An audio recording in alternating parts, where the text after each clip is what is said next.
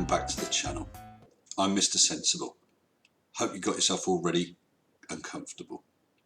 Today we're going to look at Mr. Eric Hovind, son of Kent Hovind, preacher and ex-prisoner who had been sentenced to 10 years for $600,000 worth of tax evasion or tax fraud. Anyway, Eric is carrying on in his father's footsteps with the preaching and the like. And on his channel, he's actually answering some questions from some of the viewers. So I thought we'd tackle one of those. Mr. Eric Hovind is going to tell us about indoctrination. But just before that, I'd just like to say a big thanks to my patrons. My wonderful patrons: Bernard Godfrey, Elizabeth Schneider, Frank Kelly, Frederick Sigard, John Calvin Hobbs, Mick Farnham, Mitch Goldstein, Simon D, and Steve Pleggy. Thank you all very, very much. If you'd like to support me in the same way, just go to patreon.com and search for Mr. Sensible, or use the link in the description. Now, Eric, tell us what the question is today. Should Christian parents indoctrinate their children with Christianity? Well, Eric, I would say no. Parents shouldn't indoctrinate their children with anything. But maybe that's the only way you're going to get them, is by grabbing them young, eh? Mark asks, would you advocate sharing all faiths and atheist views equally and let the child decide on their own what makes the most sense? Well, Eric, that seems a fairly good question and a fairly sensible position to take, to not overly persuade your children, your innocent children who will probably take everything you say at face value, to not persuade them without good evidence, without them making up their own minds. Yeah, sounds fair enough. Hey, thanks so much for your question, Mark. This is a fairly common question from skeptics.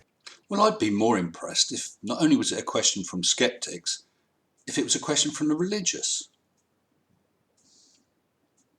You would think that they would want to know what's the best thing to do. And I've heard atheists and agnostics tell me that their parents did this, describing it as being open-minded and giving the child freedom. And I would absolutely agree with that. And it's the position I took with my children. Some of my family are religious. I most definitely am not. So what we did was we told the children about both religion and atheistic point of views. And the children, when they were very young, did actually go to church. And once they decided they didn't want to go, they had to give a good reason. Not just, oh, I don't want to go, I'm tired and it's Sunday. No, they had to give a good reason. Well, why? And then when they were able to say, well, I don't believe this because of X, Y, and Z, that was fair enough. So not only was I was open with them to the extent that I let them make a real choice. A real choice. And I think that's the best thing you can do for your children. Not force them one way or another. And in fact, my eldest is a missionary and very much a Christian. My younger two children, both are not. I think that was pretty decent parenting myself. I do hear where you're coming from. However, I was waiting for the but, and I know why there's a but as well. There's a but there because if you let children make up their own minds, the danger is they're not going to follow your religion. this idea is not based on knowledge. Actually, this idea is based 100% on knowledge. I let my children make up their own minds based on the evidence that can be shown and how they accept that evidence. Surely you want them to come to, I hesitate to use the word, but the truth. And the truth can be evidenced.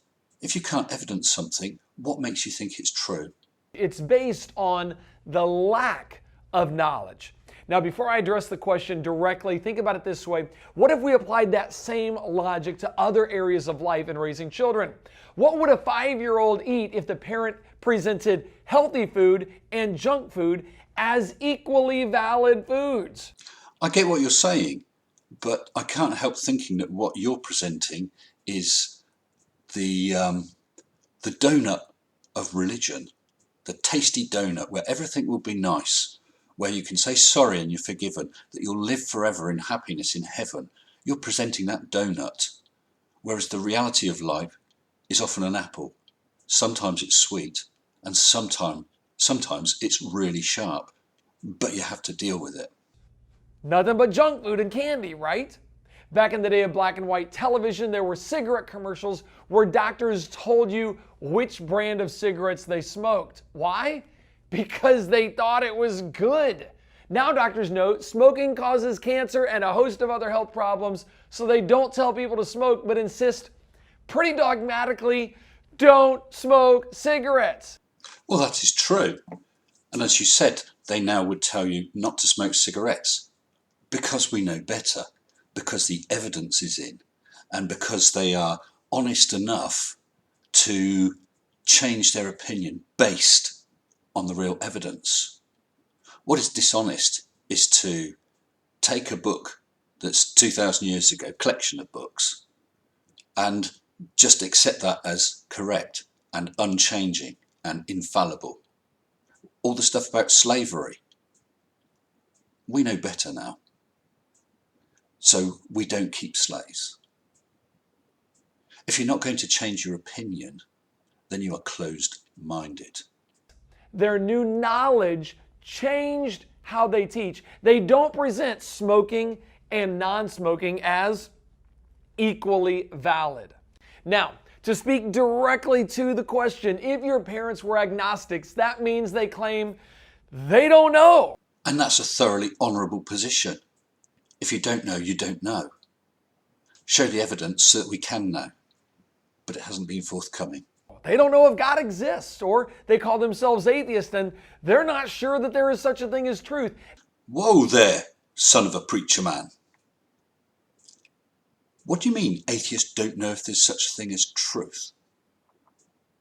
I'm not sure that you actually know what an atheist is. It would make sense for them to tell you to figure it out for yourself. After all, you can't teach your kids something you don't know. Absolutely, you can't teach kids about something you don't know. Hence why you don't know anything about evolution, abiogenesis, cosmology, all those things that your father Kent really doesn't understand. The honest position is to say, you know what, son? I don't know. Let's go to a library. Let's look it up on the internet. But I don't think that fits in with your biblical view. I think it's more a case of, never mind that rubbish, what's it say in my book? But as a Christian, I know who God is. I know that Jesus is the way, Jesus is the truth, and Jesus is the life, and no one comes to the Father but by Jesus. You don't know that. You have faith in that. You believe that. That is a big difference. To not teach my kids this truth would be worse than letting them discover for themselves how unhealthy cigarettes are at the end of their life. Well, if your children grow up and go to university and study and then find out about things like cosmology and physics and so on, you might find that they're rather disappointed in some of the fairy stories you've told them. Now, while a good parent will not shield their children from other ideas as if those ideas don't exist, they will teach them the truth that they know. Truth is truth. It's not a truth that you know or I know. You're not entitled to alternative facts. There are no such thing as alternative facts. A passage often quoted for this is from Proverbs chapter 22, verse number 6, and it says, "Train up a child in the way he should go, and when he is old, he will not depart from it." Bingo! That is indoctrination, and your scriptures are instructing you to indoctrinate your children. So, as a Christian, I would not hide the truth from my children because I love them. As an apologist, I do present all ideas equally, but not as if they're all equally true. Eric, I will just say at this point, I'm sure you do love your children, okay? But I can just imagine you telling them about evolution and that these strange monkey theories of some madman called Darwin and how they want you all to go to Satan. I should think it's not a very unbiased chat. I guide my children to truth, just as I tell them to eat vegetables and don't do drugs. Ultimately, all children are going to grow up and decide for themselves what they're going to believe, think, feel, and do. But as a loving parent, I'm going to do my best to guide my children to truth, and that means guiding them to Jesus. So a bit of biased indoctrination then. Mark, thanks so much for asking that question. If you have questions, send them in to questions@creationtoday.org. Dear Mr. Hovind, I have changed my mind and wish to indoctrinate my children in a religious belief. I wish them to know the truth. I do have one issue though. There are approximately 4,000 religions around now. Which one has the truth? Lots of love, Mr. Sensible. Well, thanks for that, Eric. We might come back to another one of your questions another day. If you haven't already, please consider subscribing. Just click Mini-Me down in the corner here. I look forward to seeing you in the chat and seeing you with my next video. Until then, stay sensible. Shut up and sit down.